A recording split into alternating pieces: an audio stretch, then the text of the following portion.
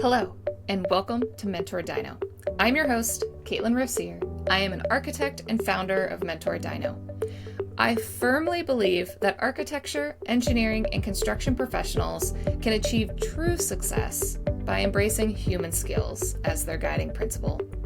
So each week, I interview amazing professionals in and around the AEC industry as a way to share stories, inspiration, and advice for others finding their own unique career path. Thank you to all of our current subscribers, and if you're new, we'd love to have you join our community. So if you like this episode, please do me a favor and hit subscribe, like, or leave a comment below. It really helps others be able to discover this resource and support them on their own career journey. So let's dive in. I really hope you enjoy this conversation.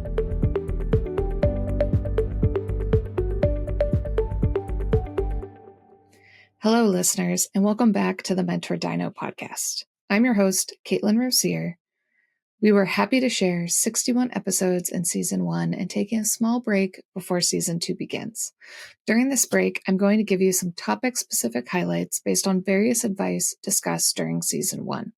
Feel free to go back to those episodes to learn more about their stories. And don't forget, Season 2 kicks off on February 13th. So let's begin with this topic, which I'm going to be discussing burnout. Burnout is near and dear to my heart as I've gone through various forms of burnout in my own career. But talking to others was really helpful to see how others experienced burnout, how they dealt with it, because everybody's burnout is very unique, which is what makes it so difficult. But in the architecture industry and the arts, we tend to be ones that want to give our heart, soul, and passion towards what we're doing, which can be fascinating, invigorating, and so much fun to do within your life. But at the same time, it can start to take over and deteriorate your health, your well-being, and just pull you into exhaustion. So I pulled out 5 episodes for this one, and I'm going to be kicking off jumping into Mike LaValley's episode. This will be the longest clip, but I think Mike really sets the tone for what burnout can be, what it is, why we need to use and leverage our network, friends, and colleagues to help us in our process. So Mike LaValley helps people through burnout today, and there is no one size fits all. We talk about his particular burnout, what he experienced, doing multiple things on the creative side, and how he helps professionals even outside the architecture industry, because it's really the arts and those with creative mindsets. So let's jump into Mike's episode. He was episode number 23 of Season 1, so feel free to go back and check out his episode. But now let's learn a little bit from Mike LaValley. About a year and a half into that, I decided, hey, why don't I make a course? I'm going to make a course, and it's going to be 6 or 7 hours long. I'm going to put everything I have into it. It's going to be great. I'm going to pick a topic that I think is easy for me, which it is, but then you spend 6 or 7 hours worth of videos, and it's like, it's a lot. So I took this course, or I made this course called SketchUp Architecture, which was all about making your first architecture project in SketchUp from scratch, whole 9 yards, everything I've ever learned about the program. And I got to this point where I couldn't do it anymore. I just couldn't. I just had this moment where um I like it stopped me in my tracks. I don't know what it was really, but it was more of like I am not okay. I kind of looked in the mirror and I was like, I am the heaviest weight I've ever been.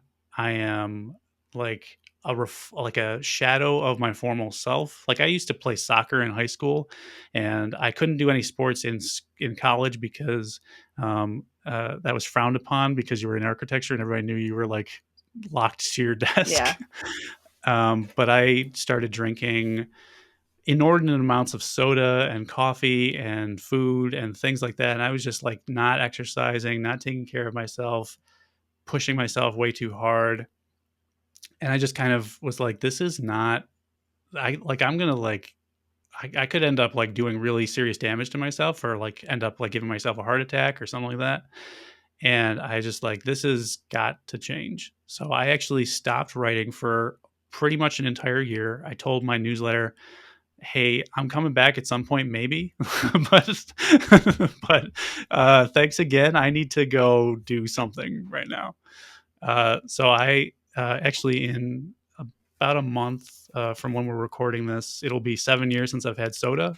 So I just like stopped cold turkey. I'm like, I need to pick a thing right now, whether or not it matters, that is intentional and kind of represents for me what I'm trying to do with my life. Hmm. So I could probably like, I don't know if I'm actually addicted to it or not, but I just like one of those things where I'm like, mentally I needed that break. And so I stopped drinking soda. I started actually exercising again.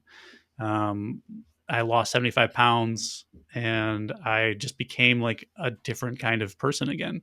Um, Something that was like I guess what I would call the best versions of my past self, but also like taking the lessons that I had learned as I had gone so that I didn't repeat past mistakes. And I've been trying to kind of get back to, um, I just keep learning. Like you said, everybody's learning all the time. I'm just taking new lessons and trying to share them as I go. And the thing that was interesting to me about that whole journey is at some point I just started writing about it again. And that's when somebody randomly asked me to speak at a convention because they were looking for somebody who talked about burnout and talked about and was like an architect or like was in Hmm. the profession.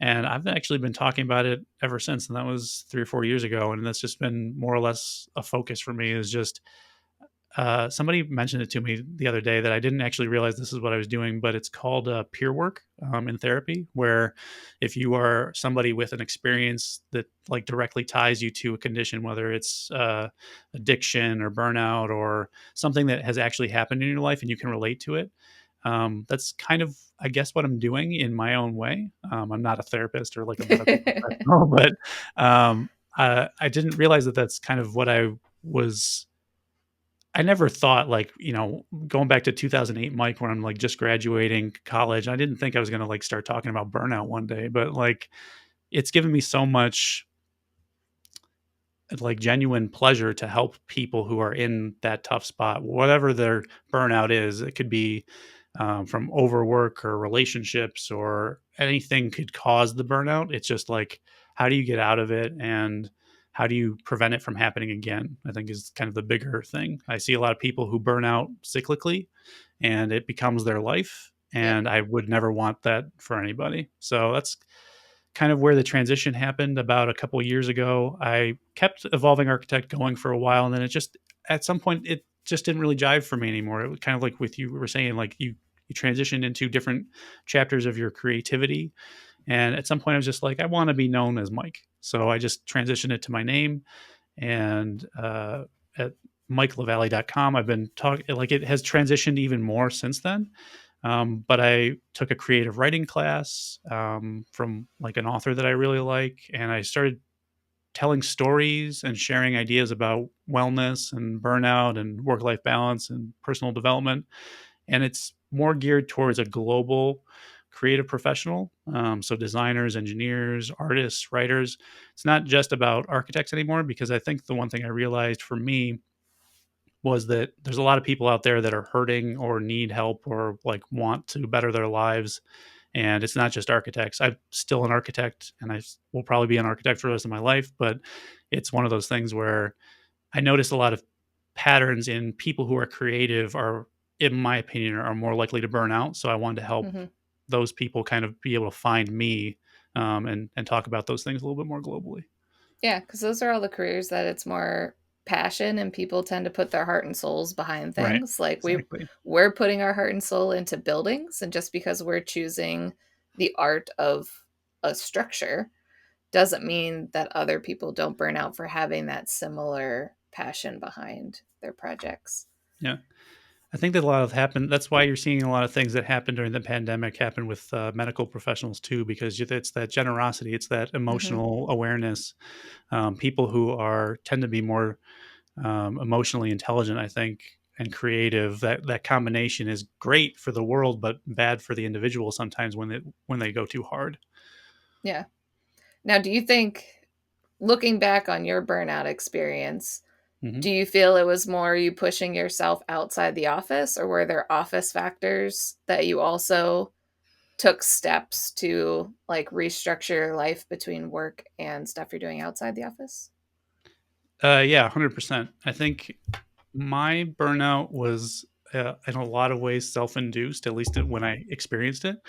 But I think the vast majority of people, and like I don't want to say it wasn't part of my job, because I had these like I remember a couple of times where I think of it more or less like a like kind of like if you tracked out or mapped out a roller coaster. Like you have these high highs and then you have these valleys. Sometimes you're going to have moments in your year, regardless of what great place or bad place you work at. There's always these moments where there's a deadline and it's a major one, and it's like the end of a design phase or a construction phase start or something where that's the moment where you have to kind of put more of your time and effort in. And I've always known that about the profession, and I'm okay with that side when it's controlled. Mm-hmm. And I think the problem that I see a lot of people get into, and that I experienced a little bit, was the roller coaster doesn't really go down as much. It just kind of like if Does it's it? like up really high and then it's just kind of right like riding up, like it's just always at that like high level. And I think when people don't have the chance to recover, and rest, and like as an example, this week in particular at work, I have kind of a chill week. Like I didn't have a crazy amount of meetings, I didn't have a crazy amount of like deadlines, but I was still able to be productive, do work on projects, and you need those kinds of weeks throughout your year to actually like even if it's just as simple as like organizing files in your folders that you're just like Mm-hmm. throwing around and like the chaos needs to get controlled.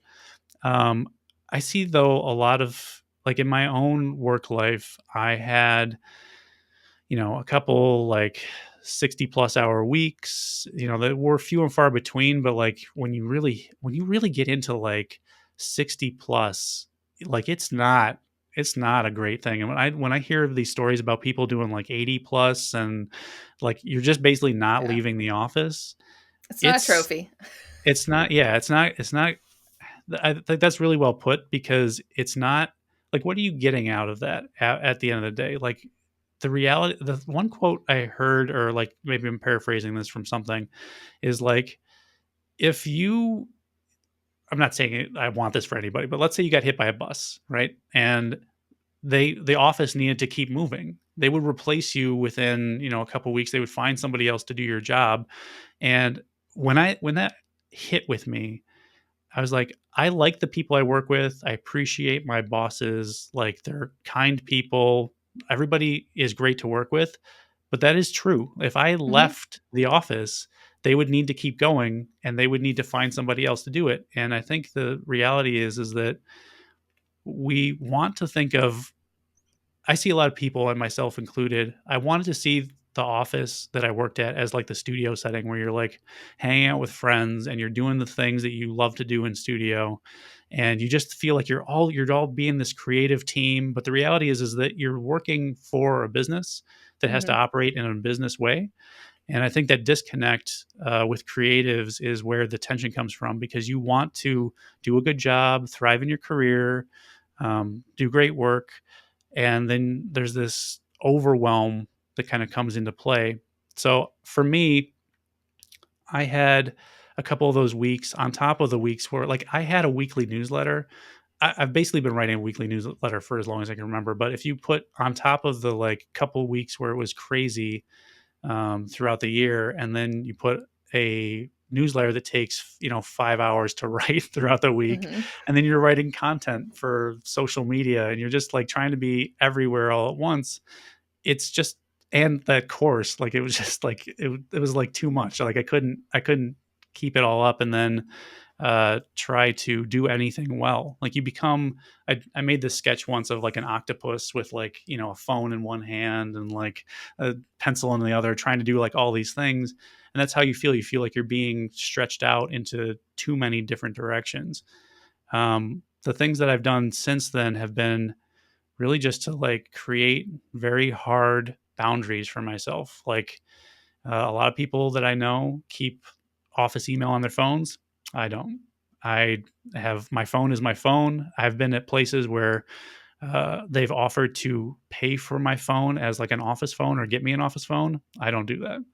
Like I am, when I leave the office, I am leaving the office, and I will come back to the office and work just as hard when I'm at the office. But there's this Cal Newport, who is the writer of Deep Work, has a really good kind of um, not mantra, but like a tip that I always think of is like, actually think of yourself like at the end of the week, shutting down, like shut down your computer, close it down, put it away, like actually say, I'm done, and then walk away.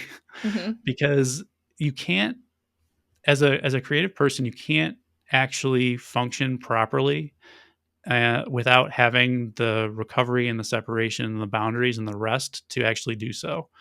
So I just made those kinds of boundaries, and I learned more about myself and kind of what I was able to tolerate. And yeah, we can go wherever you want to from there, but that's kind of the big picture where I was. The boundaries is like the big one, is like really saying, this is the time I leave every day. This is the time I'll be at work every day. But other than that, my life is, everything else outside of work is my life, and I'm doing that my way. Yeah. And everybody's got to figure out what boundaries work for them in terms of Right. you say they're hard, very like hard boundaries, but I always Sure. look back at when my grandfather was working, it was your phone is at your desk. And if Hmm. you're not physically at your desk, you're not getting that call. And it was mail, and everybody still survived. Things were still happening. But when they left at the end of the day, they could not get a hold of them. And so you don't need to have this constant connection, but we're Right. always striving to have all these responses now. Yeah. Um, I know the kind of shutting down the laptop, I always refer back to Atomic Habits.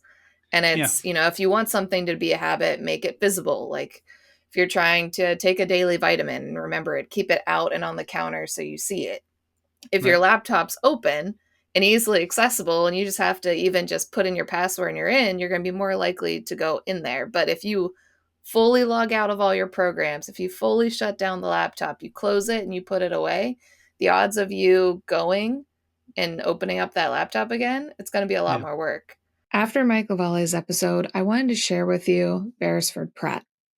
His burnout was a little bit different, and it was more the involvement in local organizations. I know I tell professionals to get involved, but make sure you're not getting involved in a million things. Focus on a few things that you can really spend your time in, because if you're spreading yourself too thin, then you are not giving the amount of time that that organization deserves of you, and you won't have time to accomplish anything.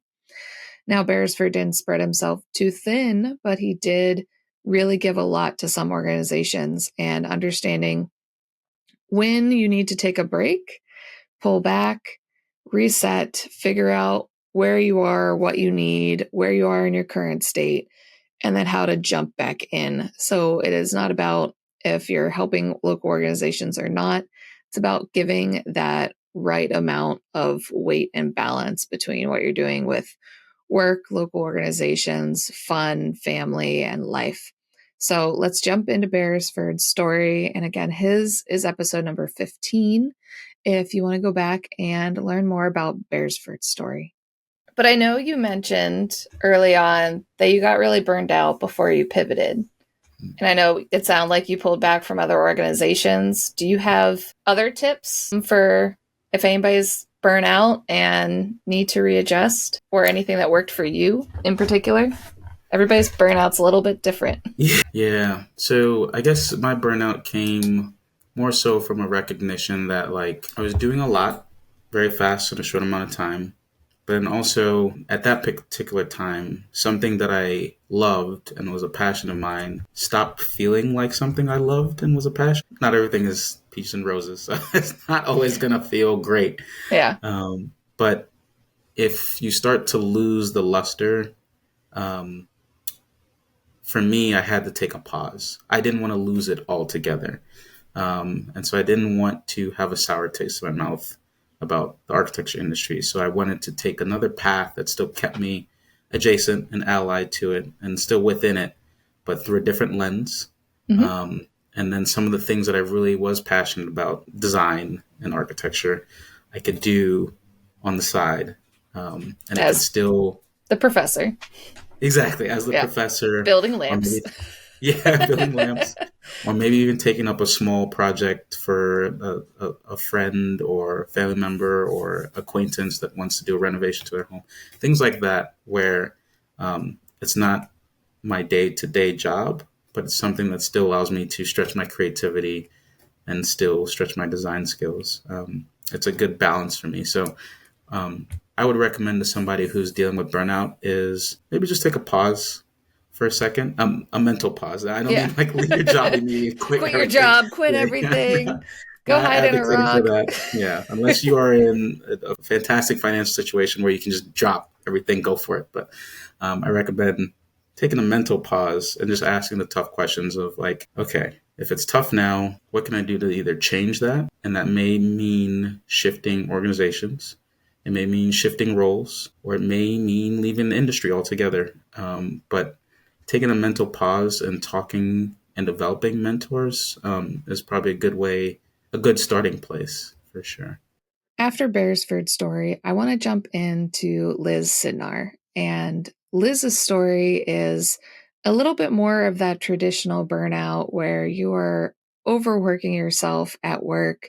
And she talks about how she's starting to write that down as she is her own business owner and has pivoted out of architecture a little bit. I more call it architecture adjacent since she's doing more graphic design. But understanding where her life was then and what she was putting her body through, the amount of coffee, espresso, and everything to keep us going, versus what she's doing now in her life and how she took that opportunity to, I need a life reset, and she ended up doing a bigger pivot, which can also be stressful deciding to open up your own business, no matter what it is.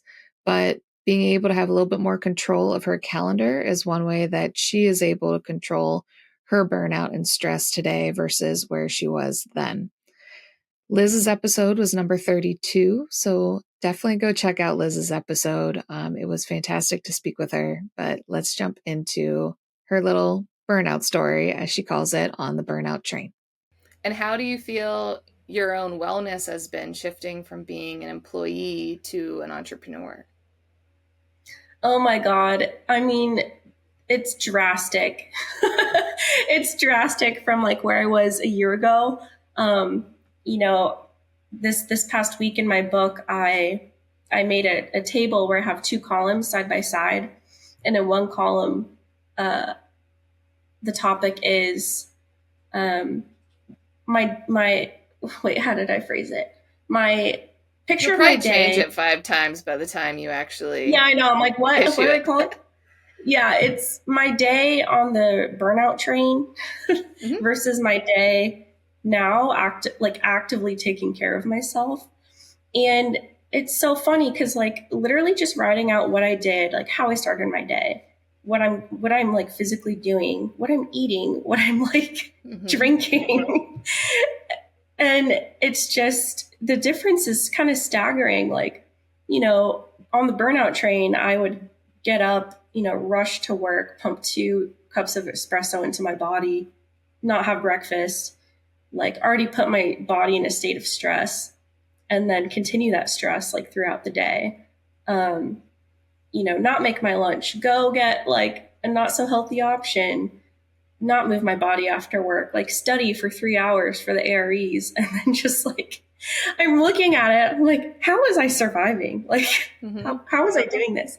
And then now it's like, actually sleep, get some good sleep, have a good breakfast. I have matcha now instead of coffee. And like just these small changes in your day, I mean, have a huge impact on your health, physical health and mental health, especially. Yeah, I always joke, like, I didn't have like an actual like smartwatch whenever I was burned out, and I don't know if I would have wanted it, because like it does alert me on the days I'm like really stressed. And even my really stressful days now are nowhere near what they were when I was on the burnout train. And so it's like, oh my gosh, if I had this on and it was alerting me every time my heart rate was up, like, and even my resting heart rate is really high because I'm already still moving 1,000 miles an hour. But Me too. It's a different speed. And it's like, okay, I'm not like killing myself exhausted, but there are times that I do have to like stop. And it's like, nope. And my husband's great at yelling at me to like, nope, you're done. Close the laptop for the day. We're going for a walk. We're doing this to like keep me in check. And I know I need that. But like when you're on that burnout train, like it's hard to know you're on the train. Yes. I guess it's not like the like velocity, like, you know, an object in motion will stay in motion. So you don't feel like you're moving 1,000 miles an hour on a train. But if you like stood outside the train for 2 seconds, you'd be like, holy shit. Like, where was that going? What am I doing with my life? Yeah. No, I give props. I have a therapist who I absolutely love. And also I mentioned this podcast to her, and she's like, oh, give me a shout out. So shout out Chelsea. Yay, Chelsea. I'll make sure to put it in your short too. So then Chelsea will get 2 shout outs. Yeah.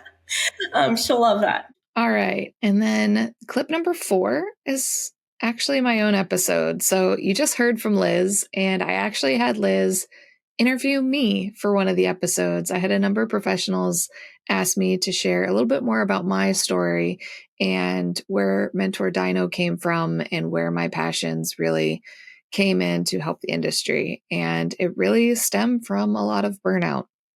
And I've actually experienced various forms of burnout in different directions.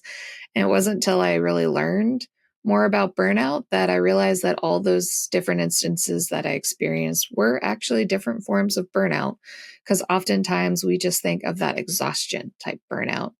So I wanted to give you a short clip to learn a little bit more about me as your host of the MentorDINO podcast, but learning a little bit more about my burnout journey. So my episode was number 43.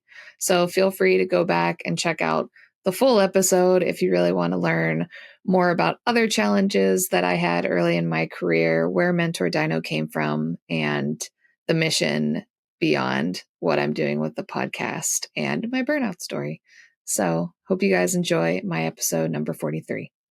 And so you've touched upon it a little bit already, and I think kind of in the essence of being unfiltered and vulnerable and sharing your story, you touched upon burnout a little bit. But I think you mentioned before you've experienced 3 types of burnout. And so can you explain what those 3 types are and your experience within those? Yeah, so there are 3 types of burnout. Everybody thinks of the overworked burnout, we'll call it. So it's the physically, emotionally exhausted. That's the I don't want to cross the threshold.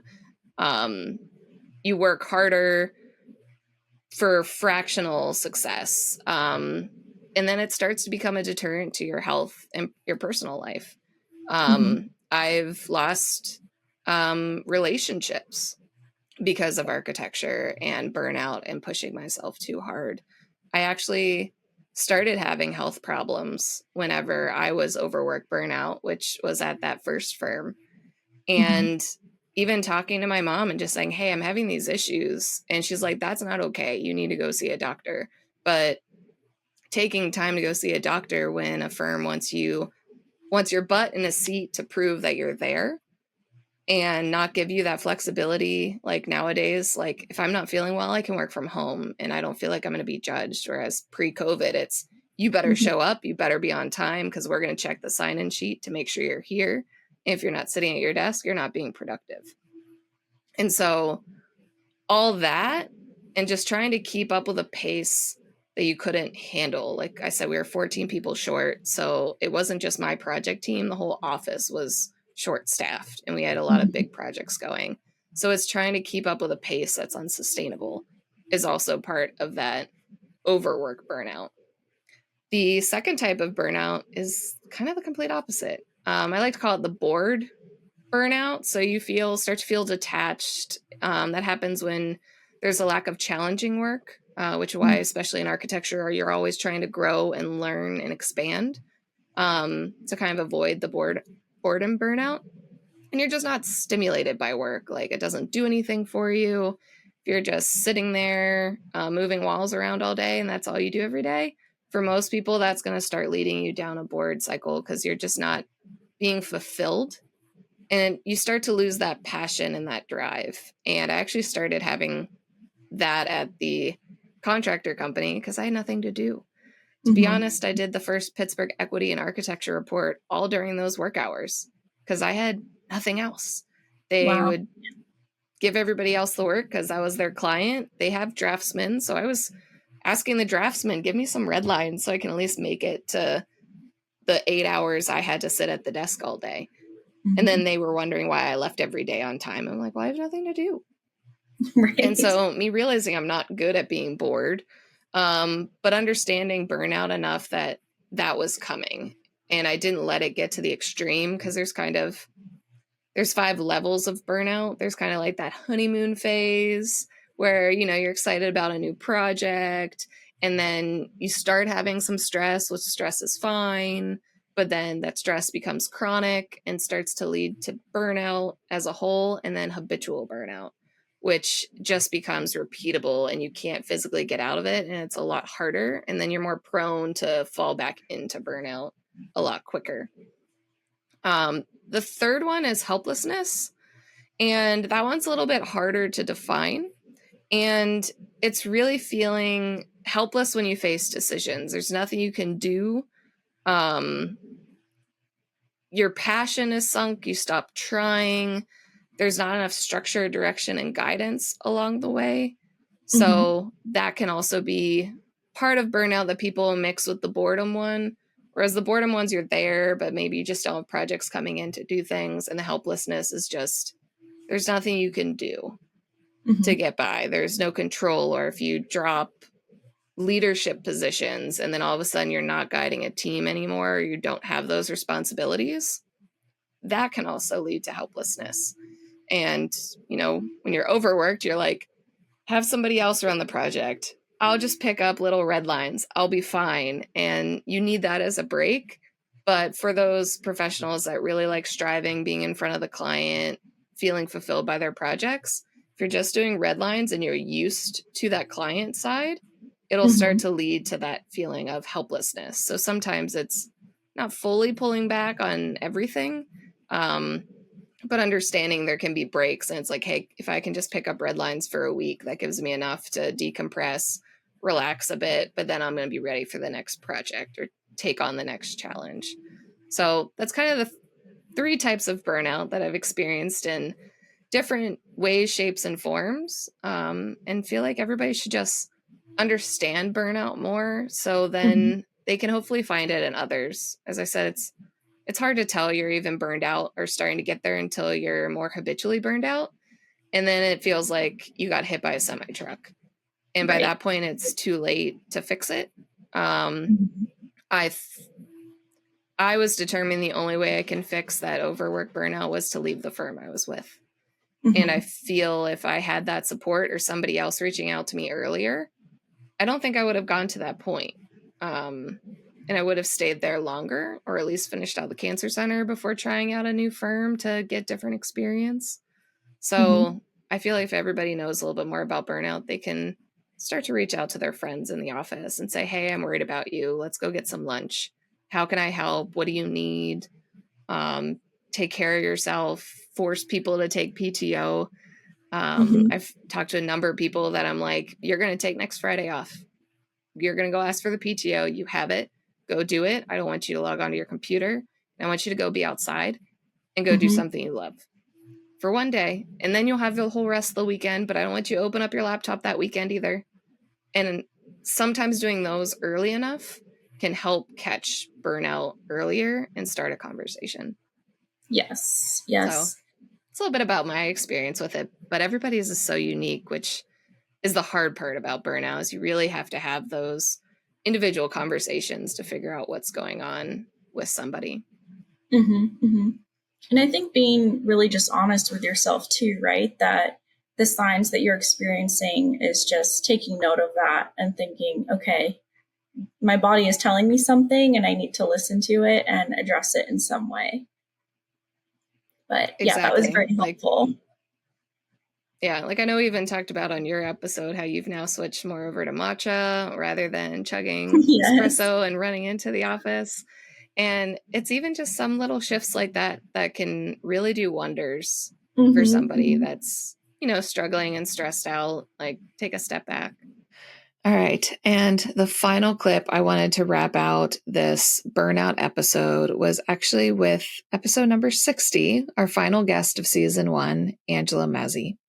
And this one, I'm pulling in our discussion about stress, overwhelm, and well-being. So kind of rounding out everything. I didn't pull her exact burnout story from her episode, so feel free to go check out her story. I believe it happens in the introduction portion where she explains her journey.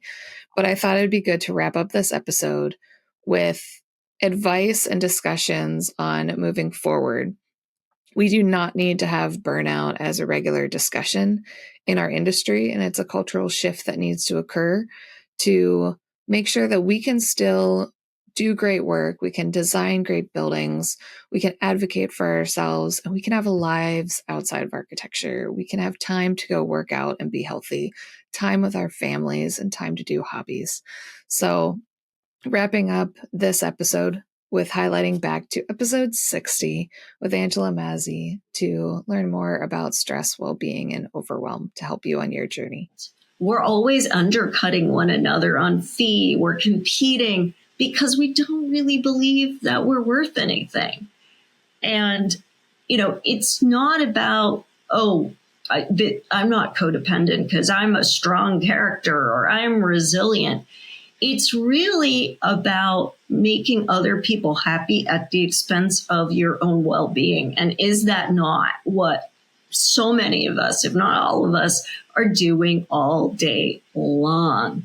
And, signs of this are need for control, perfectionism, suppressing your emotions, losing your identity and a sense of what you actually want or need. Like, right? When you talk to people who are stressed out, they don't even know what they want. They just know they're miserable. Yeah, and they don't know where to start. Or if somebody does ask them for help, they don't know what help they need because they're just drowning at that moment. And they're trying to look for a life preserver, but they forget what they could use to help them float because they're too worried trying to figure out where the surface is. And it's structured into our profession, which is why we need to be outspoken about it and really stop overlooking or taking for granted institutionalized ways of work, because how this gets structured is overperforming, right? We can't come to a meeting with 1 or 2 options. We have to have 10. Or lack of respect for schedules. I don't care if you have this meeting. I want you to drop everything for that. Sacrificing fees or staff well-being to please a client. So they change something and you don't say, great, we will work on that and get back to you in a week. They want it the next day and your boss says yes. Well, what does that do to everybody, right? Mm-hmm. And as long as that happens and keeps happening and we have these structures where that's okay, we're going to keep perpetuating this. Yeah. And I've even seen where it's the architect saying, I'll give it to you the next day. And it's the client's like, okay, could I have it next week? Like, why not start out with the longer range? And if you can get it to them in a couple days, then you're only impressing the client more rather than putting a harder deadline on yourself that didn't need to be there. So, or if you do need to push it through in a day because you have another deadline, then fine. But tell them, hey, you've got a week so you could sleep and make sure you got rid of typos and grammar mistakes, or bring on somebody else to help. Exactly. When I was working in Phoenix, we had a consultant who was a traffic engineer, and, he was a consultant, so things were a little bit different, but he would go back to Nigeria for a couple months in the summer, and he would just close his office. And that was what he did every year. And he gave everyone advance notice, but you weren't going to get work out of him in that period of time. And it seems so crazy. And I don't think most architecture firms could do something quite to that level. But it really made me look and go, the client is okay with this. They said okay. They didn't go rush off and find another traffic engineer. In fact, they respect this man's time more because he set boundaries. Yeah. I always look back at how work used to be done. Like when my grandfather went to work, he had to drive in. He did not have a cell phone. When he was at his desk, that is where things were. Things were done by mail. And when you left for the day, if it's a Friday, they're not seeing anything till the mail arrives or he shows up at the office on Monday, and people still got things done. But then when I talk to senior architects that want you to push your boundaries and work all these crazy hours, and there are no weekends, and you even need to be on 24/7, I find that like against each other, because we built buildings when we didn't have cell phones and you weren't on call 24/7. And so I don't know if any of your courses and workshops that you've done have helped those senior professionals that are struggling with that. I've done this for so long in the profession and working so hard, to pull back and let it be okay for people to have boundaries and set some of their own. Yeah, so I have one course in particular. It's called Stressless Success. And it really is about this idea that so often we just look at our boss and we think, oh, I will be successful if I check all the boxes that he or she ticked and do all those things. Well, maybe we don't want to do those things, or we don't like doing those things, or those things aren't the right fit for our skill set. But we're going to pound that square peg into that round hole. On the other hand, if we are much more in touch with what we love to do, if we are doing work that energizes us, we are much more productive, we are much more creative, we're much more innovative, and we start to ask for the opportunities that we want. So this course is really about helping people get that clarity, but also to deal with a lot of the common pitfalls that we encounter that derail us, because we're all part of that codependent culture where we want to make other people happy, so that you really can get the soft skills that you need to do more, better in less time, but also to do what you really want to do, what's going to make you feel successful, not just get you a certain pay or a certain title that feels empty once you get there, because it's really not what you want to do. Yeah. And I feel even the younger generations coming up, they just want to speed up their career and get to those levels so quickly that they don't take time to figure out what they actually want to do. Or I see the ones that see the senior professionals that are just trying to pound that square peg in a round hole and do the same thing to them, to what their bosses did. And the generations coming up now aren't doing that. They see the leaders and it's like, I don't want to be like that. I don't want to be a principal because I see what you're doing and I don't want that life. Right. And I appreciate that there is much more awareness of work-life balance. However, as you said, we're not in the same world that people were in even 20 years ago. So it's really more about work-life integration. So yes, the boundaries between work and your private life are very mutable. And sometimes they're even blurred. You don't know where one stops and the other begins. But that doesn't mean that the amount of time you spend working should suddenly take over so much. Right, right. It should not push everything else out. That actually makes you a worse architect than when you are more well-rounded because of all that adjacent possible. And, research shows that the stress response is a physiological thing that is part of how we evolved as humans to survive. So it is about fight or flight, which if we actually were facing a physical danger and we had to run away or fight, we would burn off the adrenaline and the cortisol.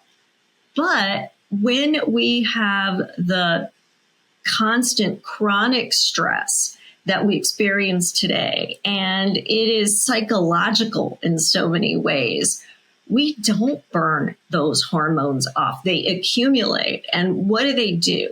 Well, your body is in survival mode, so it shuts down your immune system, your digestive system, higher levels of thought, sends all the blood to your limbs. So the very things we need today to cope with the kind of stress we have, our body's taking away from us because it's trying to do a different response.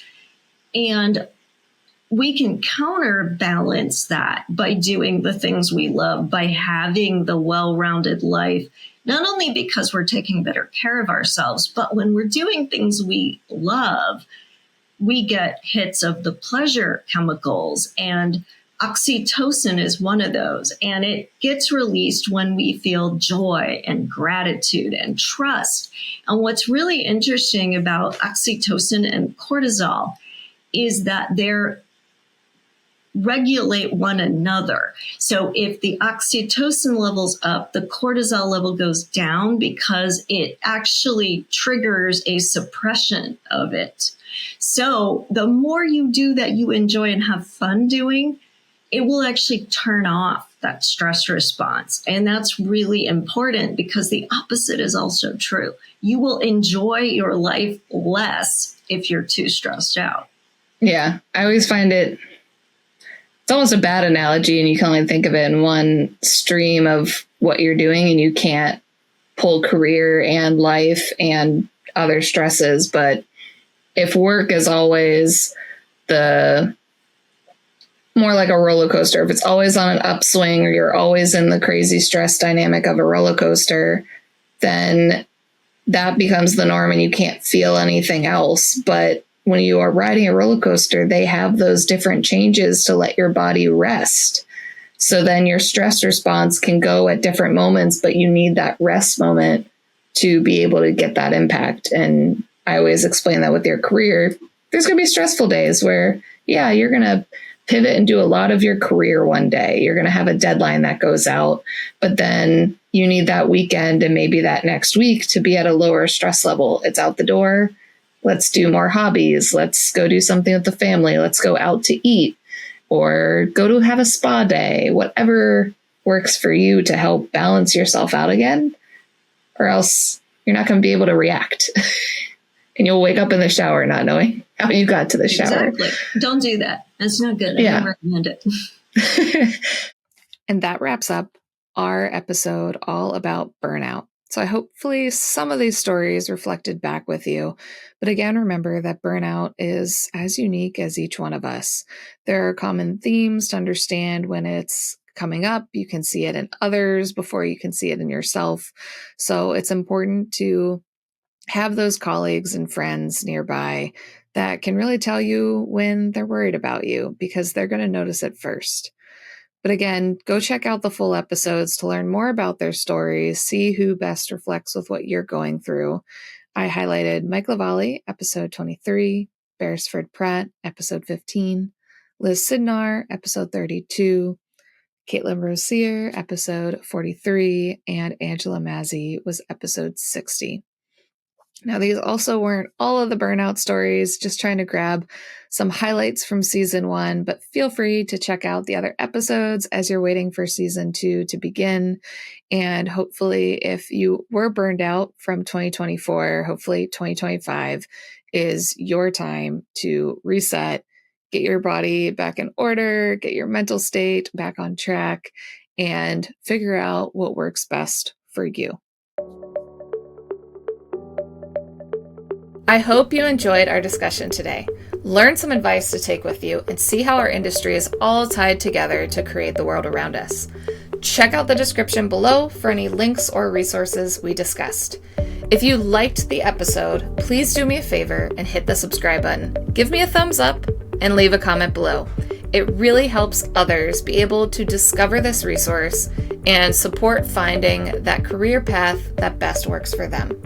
If you know someone that has inspired your own career that you'd like me to interview, let me know in the comments below, or you can reach out to me via my website or LinkedIn. I'd be happy to share their story or your own. Thank you again, and I cannot wait for the next career story I get to share with you next week.